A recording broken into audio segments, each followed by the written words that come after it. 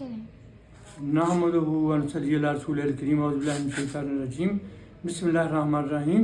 Professor چوڑی عبدالغفور غفاری رائی آپ سے مخاطب ہے۔ تو یہ میرے ہاتھ میں جو قرآن پاک کی کاپی ہے، یہ 11واں ایڈیشن ہے۔ تو اس کا اردو میں نام ہے سپریم سچائی ہدایت قرآن مجید، اور انگلش میں نام ہے سپریم ٹروتھ گائیڈنس ہولی قرآن۔ تو یہ ایسا ترجمہ ہے کہ اس کی پوری دنیا میں دھوم مچی ہوئی ہے، اور اس کی طلب میں روز بروز اضافہ ہو رہا ہے، اور اس کی شہرت آسمان کی بلندیوں کو چھو رہی ہے۔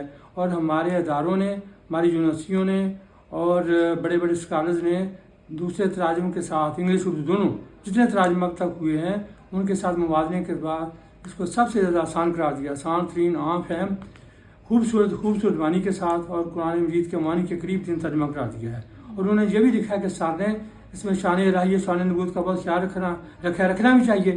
تو اس کی اب میں ایک مثال پیش کرتا ہوں۔ قرآن پاک میں یہ آیت مبارکہ کئی جگہ موجود ہے، اور اس کا ترجمہ ہمارے اسکالرز نے کر دیا ہے، ہمارے مترجمین نے کر دیا ہے۔ ان کی نیت وانی شک، لیکن انہوں نے ترجمہ وہ درست نہیں ہے، انہوں نے کر دیا ہے، اور اللہ تعالیٰ نے انہوں نے گمراہ کر دیا۔